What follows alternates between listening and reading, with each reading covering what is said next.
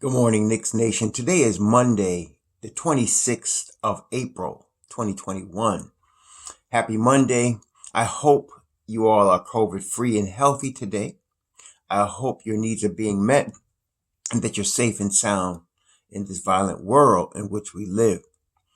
Blessings to those that are working in the healthcare field trying to save lives, even oftentimes at the expense of their own. Blessings also to those that pick up garbage and keep our places clean. Blessings upon those that make deliveries for us for our convenience and our necessities. Also, double blessings on those trying to deliver boys and girls, men and women, babies, teenagers from sex slave operations and human trafficking. Blessings upon those trying to make a difference by delivering these children oftentimes from the clutches of these perverts, and double curses upon those that support this child pornography industry. Also, blessings upon those working on behalf of the homeless, trying to help 500,000 people, men, women, boys, and girls, children, families, veterans who are sleeping on the street. Blessings upon them trying to help those and those that are homeless. Double blessings on them, and may this situation be put to a forever end soon. Well, the New York Knicks played a basketball game on Saturday afternoon. I saw the replay of the game on Saturday night from start to finish. What can you say? What can you say? The Knicks, I thought that they were going to be much improved under Tom Thibodeau. I thought they would win 31 games, and I think myself and a few of y'all in Knicks Nation, not many of us, were that high on the Knicks. I thought they would win at least 31 games, and I said they would probably overperform that, but most people thought much less and thought we who thought 30 or more were delusional. Well, the Knicks now sit with 34 wins. 34 wins, and they have those 34 wins after 61 games, which means there's still 11 games left to play. Okay? Now, against Toronto, sometimes you see a stat sheet, and the stat sheet oftentimes can tell you the story of the game, but oftentimes it can deceive you, especially if you don't understand how basketball works. For example, looking at the stat sheet for the Toronto Raptors, you see Pascal Siakam played 41 minutes, had 26 points. OG Anunoby played 39 minutes, had 27 points. Fred VanVleet played 40 minutes and had 27 points. But then you see Kyle Lowry. He played 36 minutes. He only scored 4 points. He had 9 assists. He had 7 rebounds, but he was -3 and he only scored 4 points. He went 1 of 10 from the field. You might look at that stat sheet and you might say, Kyle Lowry had an off game. He was 1 of 10 from the field. That's not like him. He had an off game. No.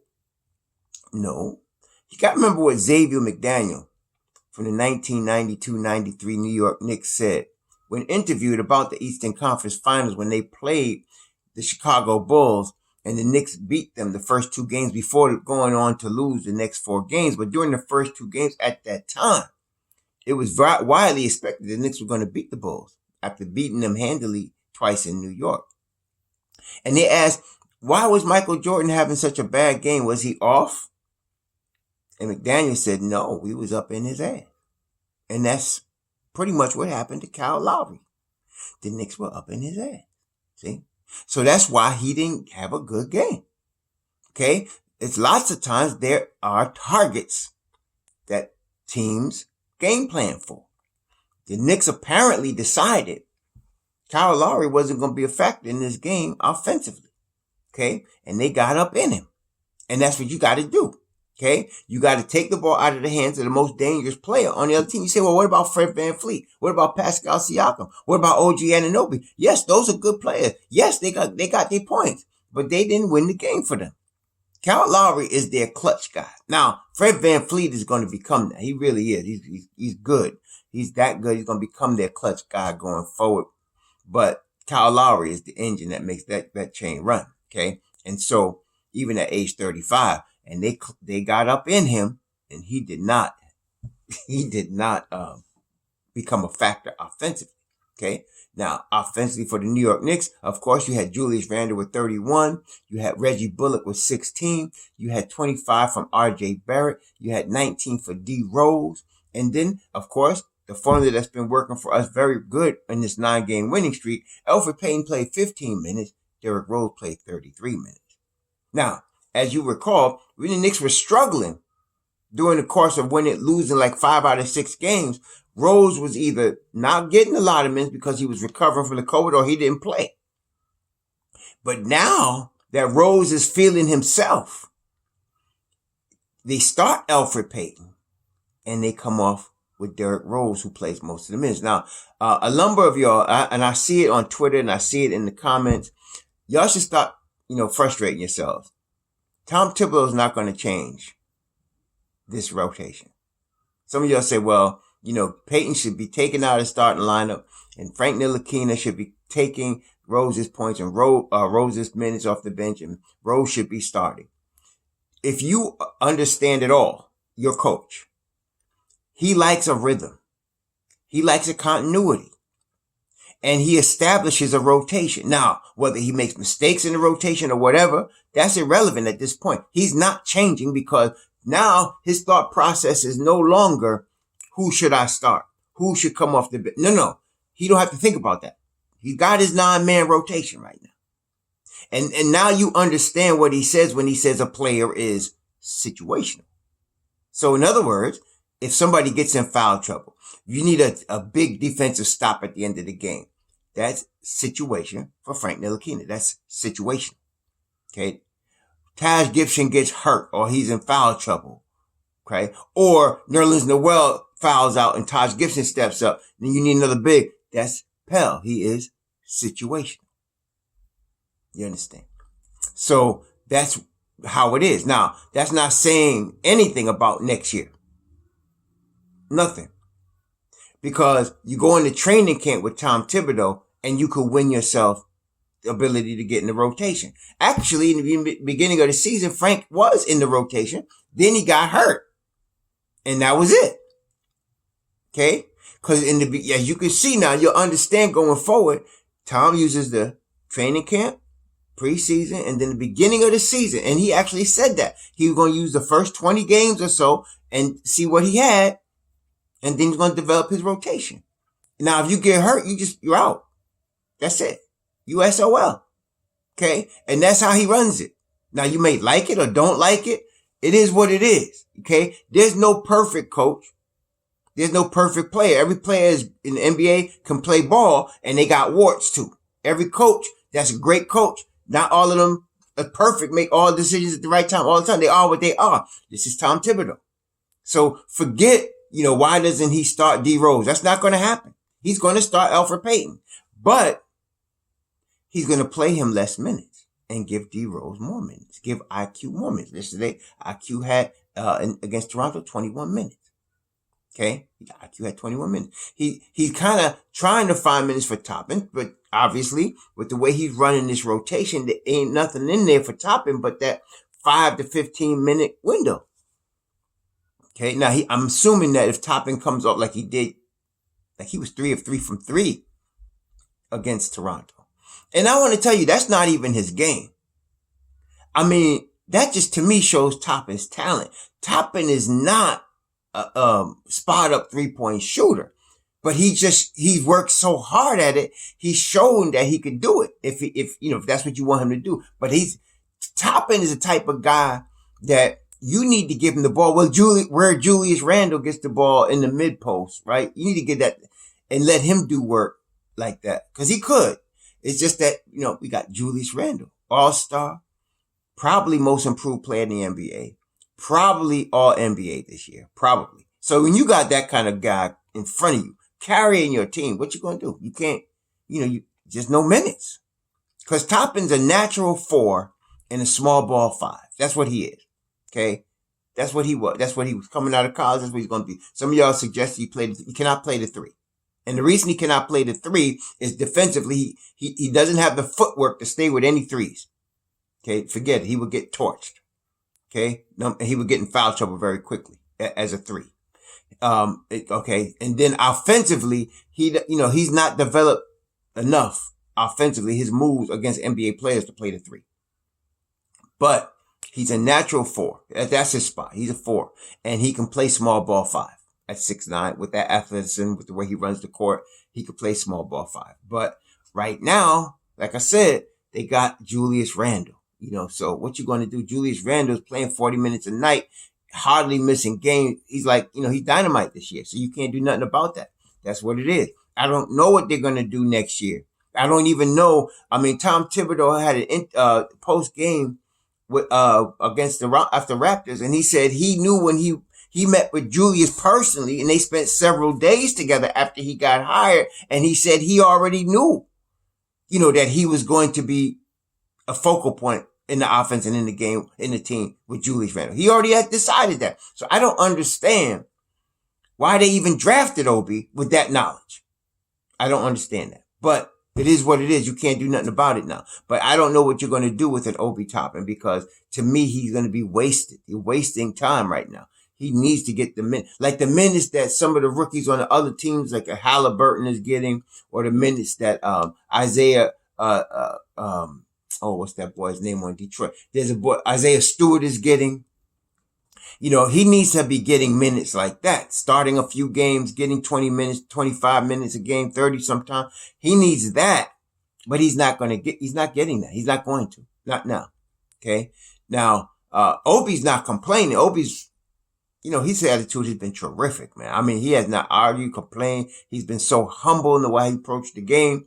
But you could see soon, in the next year or so, that's going to change. Not that he has a bad attitude, but he needs to play. So I don't know how they're going to do that. I don't know what they're going to do with Obi Toppin, but that is what it is. He was 3 of 3 against Toronto. Those jumpers were splashing. They looked very smooth. When he scores, sometimes, it's, like I said, he makes it look easy sometimes. He does. Sometimes he gets in his own way, but that's because he's a rookie. But he makes it look easy, man. He's got talent. It's just, I don't know what we're going to do. But anyway, that's that.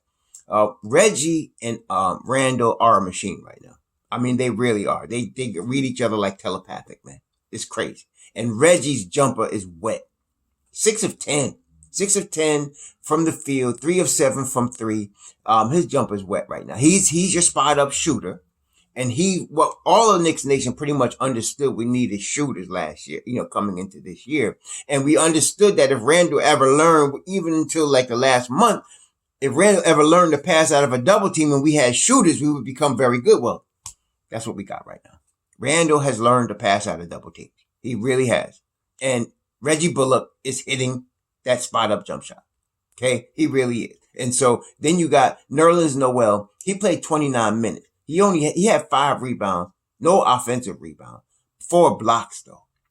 And the thing about his blocks, see, there are guys like Amari Stoudemire. Y'all remember Stat when he was on the Knicks, and he would block a shot.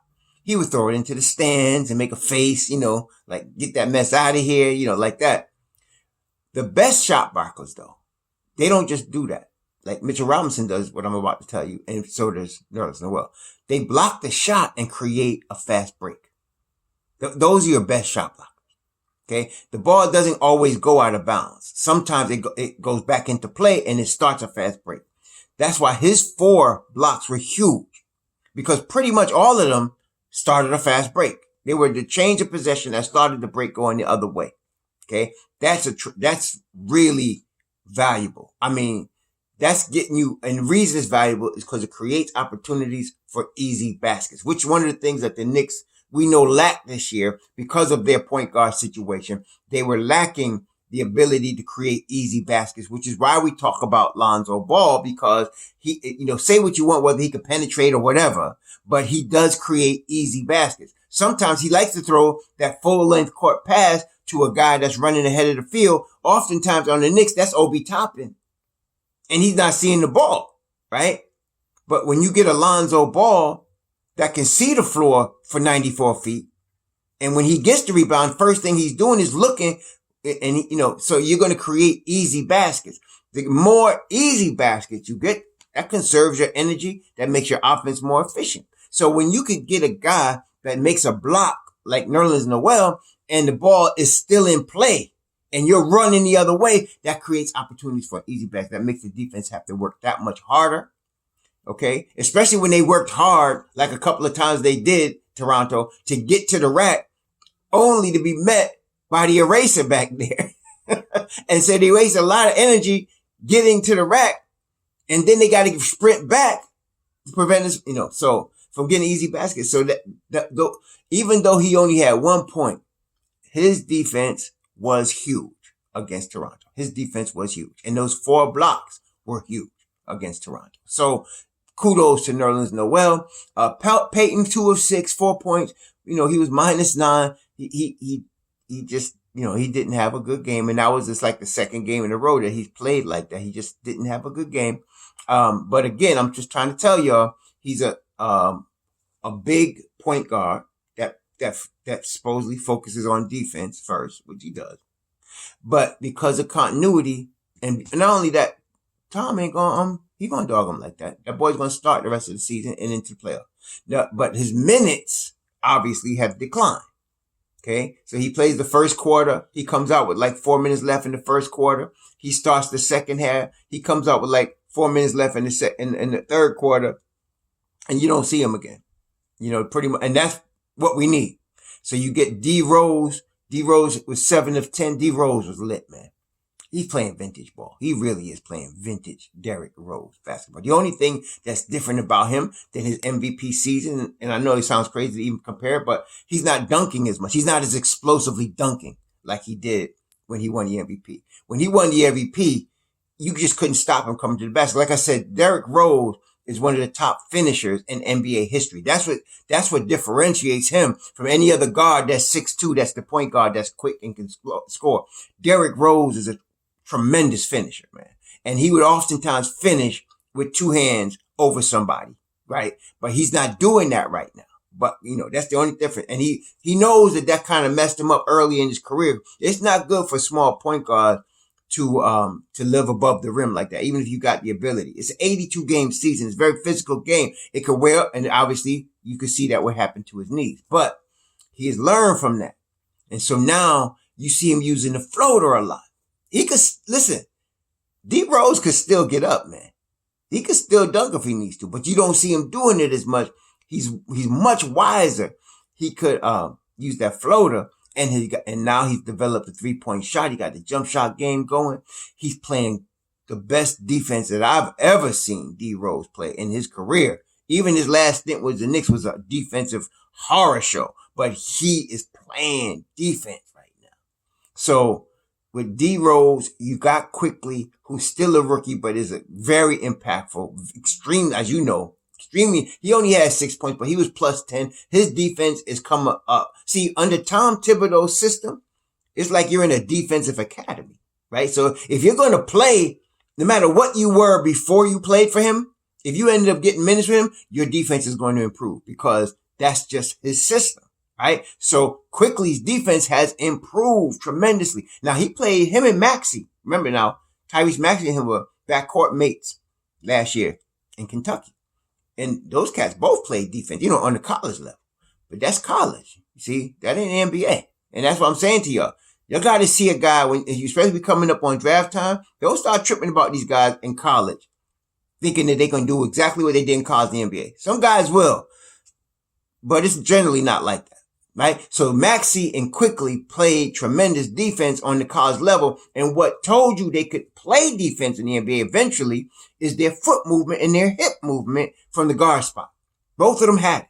See? So it was there. But that doesn't mean they were going to come to the NBA and do it, because sometimes guys get lazy, or they get on a team where it's not coached well and they start chucking and they start lazying on defense, and it's the same, Okay, so, but with Quickly coming to Tibbs, it was the best thing that happened to him. His defense has tremendously improved as an NBA player, and all of those tools that he had as a college player are now being used. He's got already good length, arm length, a wingspan. He's got the tools as far as physical ability. His hips can move the right way. His feet, good feet work. And of course, we know offensively what he could do. So, yeah, so we got that. And then, of course, Taj Gibson, +12, 9 points. He had 5 boards, 200 offensive end. That's with his eye jacked up from getting dogged against Atlanta. He wore the goggles. But Gibson's a warrior, bro. Period. That boy's a warrior. So he was coming. And so he was there, and he had 5 personals. They called some stupid fouls on him. I mean, some outrageous, stupid fouls called on him. Now, I don't want to be too hard on the refs, I was thinking about this last night. I'm about to talk to you about tonight's game. We playing Phoenix, but I scouted out the Atlanta-Milwaukee game yesterday. Atlanta's for real. Atlanta's for real, y'all. I mean, they tied with us in the fourth spot. The Knicks now have Knicks and Atlanta have a 2-game cushion in the Eastern Conference. A 2-game cushion on the Celtics, who are tied with Miami for the 6th spot. They got a 2-game cushion, which in the East is big. As you know, it's been half of games all the time. So they separated out a little bit. Charlotte in the 8th spot is 3.5 games behind us, right? So we separated out a little bit. That 4 through 6 crew has been a battle all year. And I've been telling you all the Knicks are going to finish at the 6th seed. And it's possible they could finish higher than that, but I always thought they would be in the 6th seed. But I feel it's almost destiny for us in Atlanta to meet in the playoffs. I feel like it's almost destiny. I mean, because Atlanta is for real. But back to the Knicks for a second. What was I saying? Oh, Taj Gibson. I have to be easy on the refs a little bit because I was watching the Milwaukee-Atlanta game, and I have to realize, and some of us as Knicks Nation has to realize, the NBA game is it's the fastest game in the world as far as basketball. There's no league or any place on earth that plays the game of basketball at the speed of the NBA, the players in the NBA. And so a lot of times the referees will miss stuff because it happens so fast. Like last night, Antetokounmpo stole the ball. Forgot who he stole it from, but he stole it from somebody coming down the lane. It was a slick move, and they called the foul on Antetokounmpo. And the replay, you looked at the replay, and of course he didn't foul. It was a clean strip, but it happened so fast that the refs, called the foul thinking he must have fouled the guy. And I realized that a lot of times that often happens. Another time, Antetokounmpo got a foul. He received a foul call. He got hacked on the arm. The ref saw that, but the angle she was looking at it at, she did not see that with his right arm, he was hooking the guy. And so things happen so fast on the NBA level. It's hard. That's why they need 3 refs. Really do need 3 refs. They used to, back in the day, only have 2.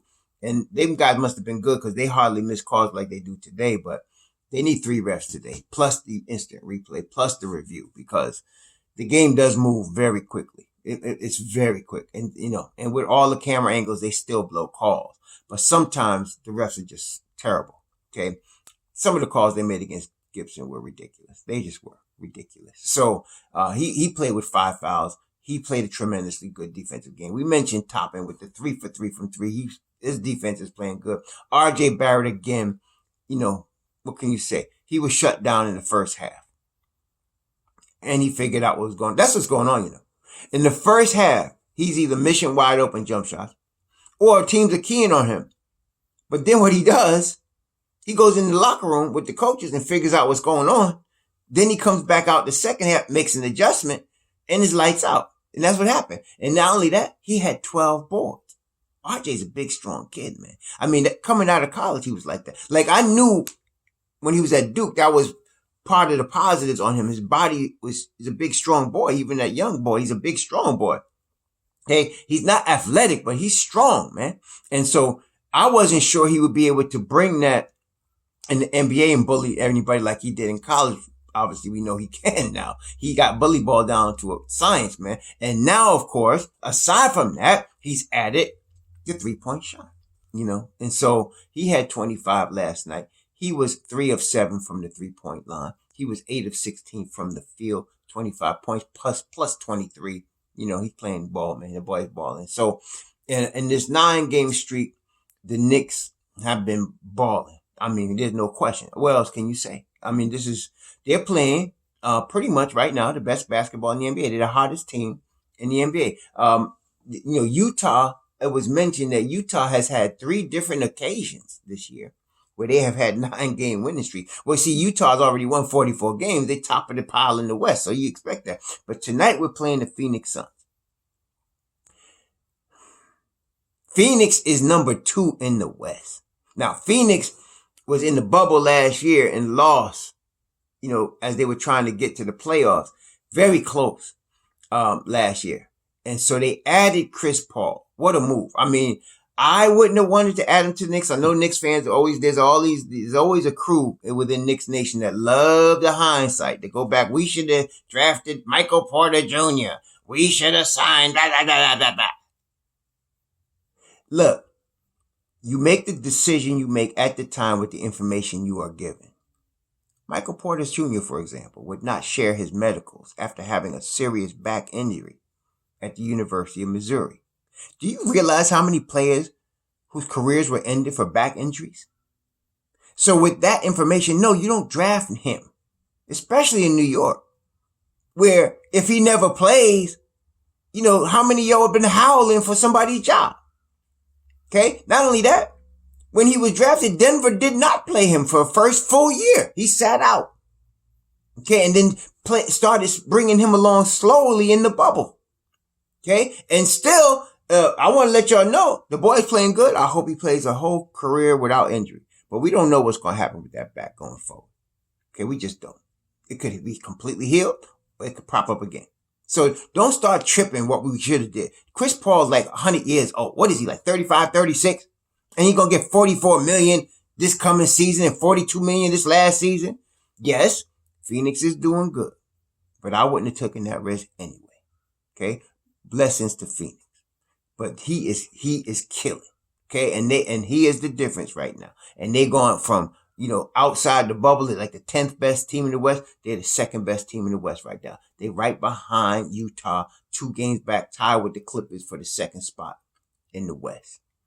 And what makes them very dangerous coming into New York tonight is that they lost last night. See, teams like that, they don't lose 2 in a row. Okay? They don't. And Phoenix has just lost 2 in a row. That's a problem. They lost 2 straight. So 3 in a row, they're going to come ready to play tonight. Okay? They're going to come ready to play. So, what does that mean for the Knicks?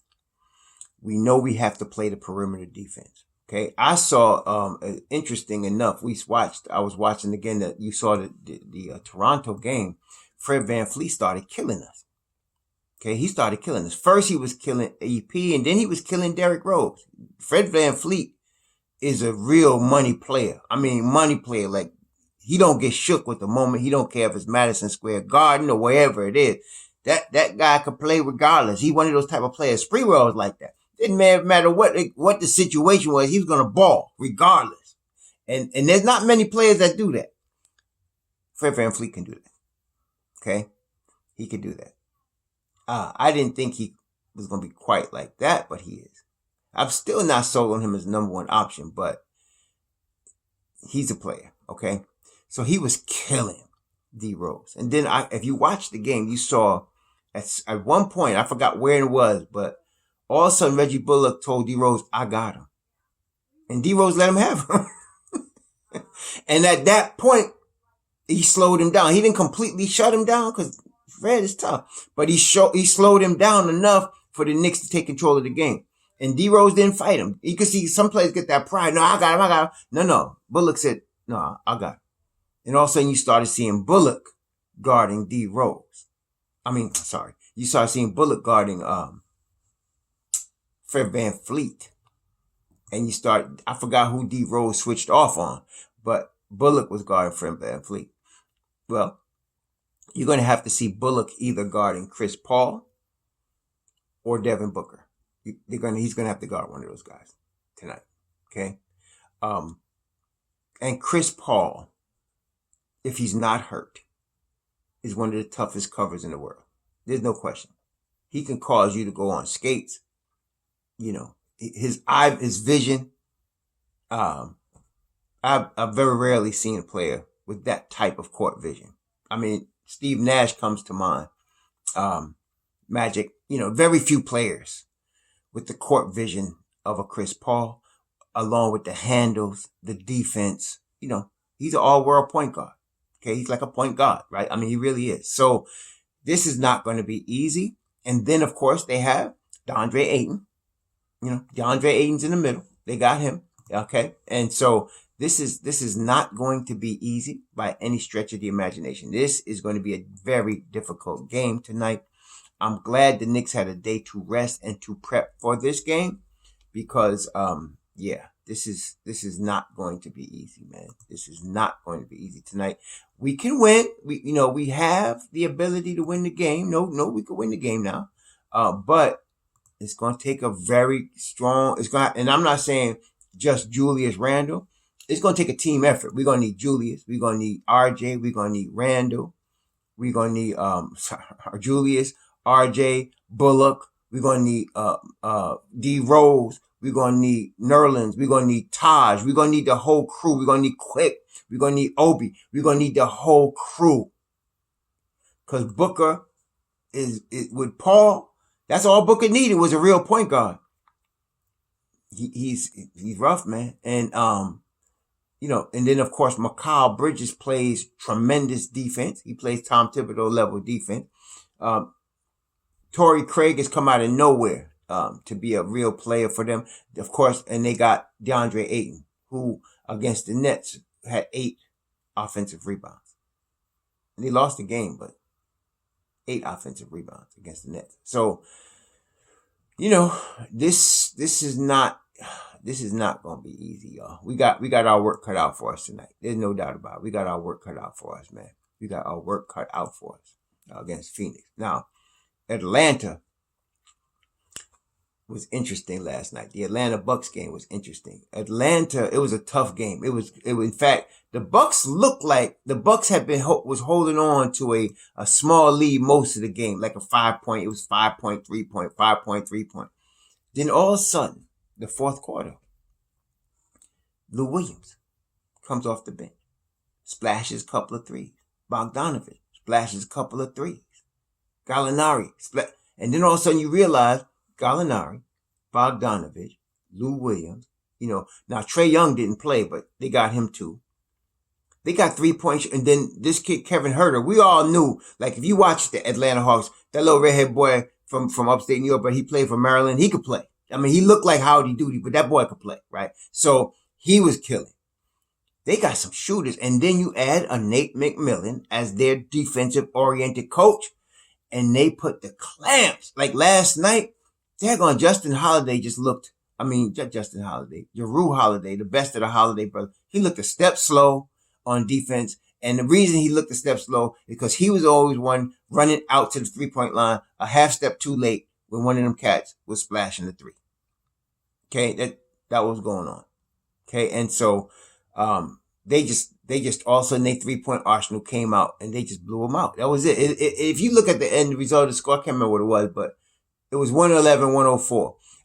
Antetokounmpo is interesting. Antetokounmpo is an unstoppable player. The only thing that stops Antetokounmpo is himself. Like, he gets double teamed and stuff, but there's sometimes you just can't do nothing with him. He's just that type of player, that physical specimen.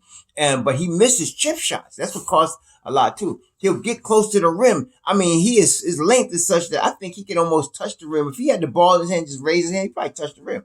He's that big, but that long, but he just misses chip shots a lot. Okay, he does that.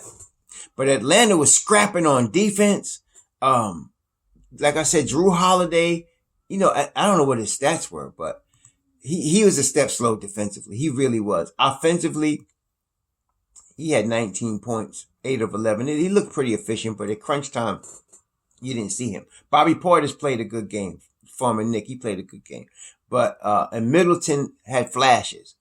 But it was Antetokounmpo, and they really put, and they played defense. The Bucks, of course, as we know, we played them. They played tough defense. But what I'm saying is, Atlanta's for real. This is going to be a dogfight in the East. It really is. It's already a dogfight leading up to the playoffs, but when them playoffs come, it's going to be a dogfight. And I feel like we have a date of destiny with Atlanta. I feel like us and Atlanta are destined to meet in the playoffs. It's like destiny, and it's going to be a dogfight. Well, anyway, tonight they play the Phoenix Suns. This is not an easy game. Forget the 9-game winning streak. Forget that. Forget what's coming up. Tonight's the game. Okay, I said that before, and that's what I'm saying. One game at a time we got to take. Forget the 9 in a row. I know y'all like to dwell on that. It's a tremendous thing. We could always celebrate after that too, but tonight's the game. Okay, tonight's the game. They got to be focused on tonight. And I know Tibbs is getting in them like that. Tonight's the game. We need RJ. We need Randall. We need Rose. We need Noah. We need Taj. But let me tell you one more thing. You know who would have a special incentive to play their best game tonight above all the New York Knicks? You know who would have a special incentive to come out aggressively and prove a point against Phoenix? It's Elfrid Payton. Remember, he was drafted by Scott Perry in Orlando. They traded him to Phoenix, where it didn't work out. He was supposed to be that point guard next to Devin Booker. Didn't work out. And they let him go. And that's why he ended up in New Orleans. And so, at first they started him, then he didn't play. Like, it was like, they decided he wasn't the guy.